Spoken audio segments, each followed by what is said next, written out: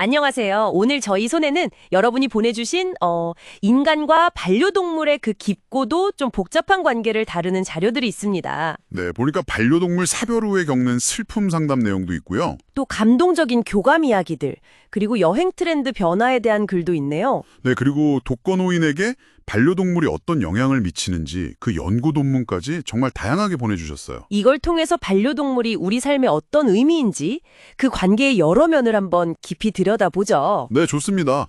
단순히 뭐 귀엽다 이걸 넘어서 정말 우리 삶의 동반자로서 어떤 역할을 하는지 또 그로 인해 생기는 여러 현상들까지 한번 쭉 훑어보는 시간이 될 것 같아요.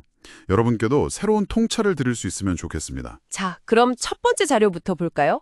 이게 반려동물을 잃고 겪는 슬픔, 그러니까 펫 로스 증후군에 대한 거네요. 아, 네. 사실 가족처럼 지냈던 존재를 잃는 거니까 슬픔이 엄청나죠. 근데 이게 사회적으로는 좀 고작 동물 가지고 뭘 그래, 이런 시선 때문에 힘들어하시는 분들이 많다는 거죠. 맞아요.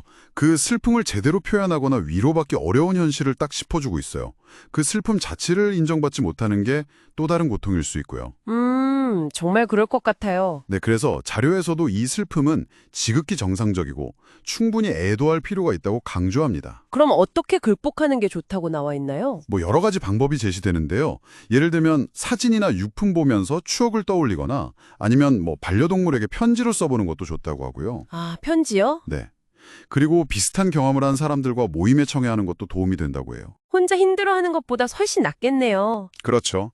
그러면서 이제 죄책감보다는 함께했던 시간에 대한 감사함으로 마음을 채워나가는 거죠. 다만 섣불리 다른 동물을 바로 입양하는 건 좀 신중해야 한다는 조언도 있네요. 네, 맞아요. 그 애도 과정 자체가 그 관계가 얼마나 소중했는지를 보여주는 거니까요.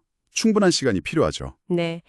그 관계의 중요성, 특히 정서적인 지지 측면에서 보면 다음 연구 결과가 참 흥미로운데요. 아, 그 독거노인 연구 말씀이시죠? 2020년 서울시 연구? 네, 1308명을 대상으로 한 연구인데 결과가 좀 의외였어요. 그냥 반려동물을 키운다는 사실 자체만으로는 뭐 삶의 만족도나 스트레스에 큰 차이가 없었다. 네, 핵심은 그게 아니었어요. 그 연구에서 진짜 중요했던 건 사회적 지지망이 있느냐 없느냐 이거였습니다. 사회적 지지망이요? 그러니까 뭐 가족이나 친구 같은? 그렇죠.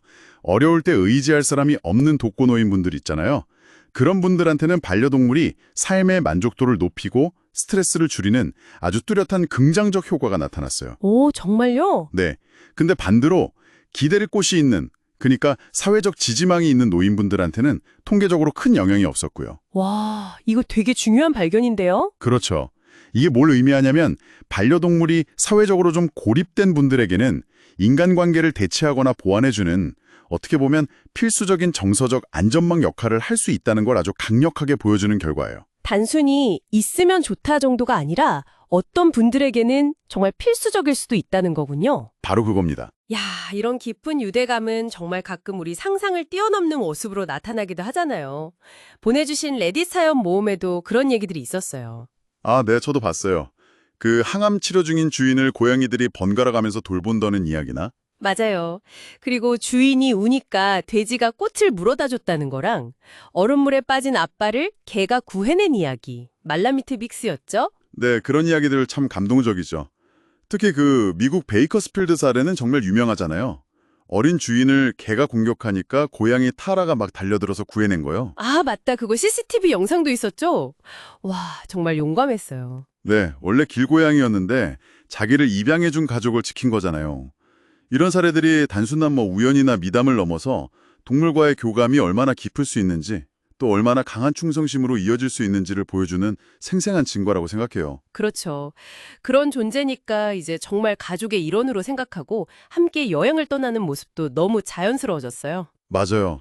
문화체육관광비 조사 보니까 반려동물 동반 여행, 특히 숙박 여행 경험률이 눈에 띄게 늘었더라고요. 네.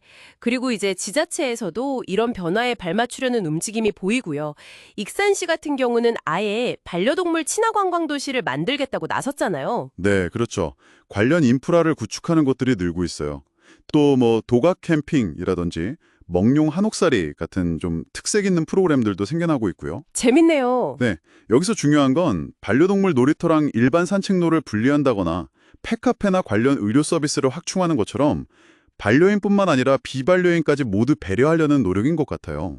그게 중요하죠. 서로 불편하지 않게. 그럼요. 우리 사회가 이 반려동물과의 동행을 어떻게 받아들이고 함께 나아갈 준비를 하고 있는지 보여주는 변화라고 할 수 있겠습니다. 네. 오늘 이렇게 쭉 자료들을 살펴보니까요. 반려동물이 우리에게 주는 위안과 기쁨도 크지만 또 상실했을 때의 깊은 아픔, 그리고 사회적으로 고립된 상황에서는 정말 중요한 역할을 하고, 때로는 놀라운 용기까지 보여주고요. 맞아요. 정말 이 관계가 얼마나 다층적인지 다시 한번 느끼게 됩니다. 단순한 소유물, 애완동물을 넘어서 삶의 정말 중요한 부분을 차지하는 동반자라는 걸 확인하게 되네요. 특히 그 사회적 지지망이 좀 약한 분들에게 반려동물이 그 빈자리를 채워주는 강력한 지지 자원이 될 수 있다는 연구 결과는 시사하는 바가 큰 것 같습니다.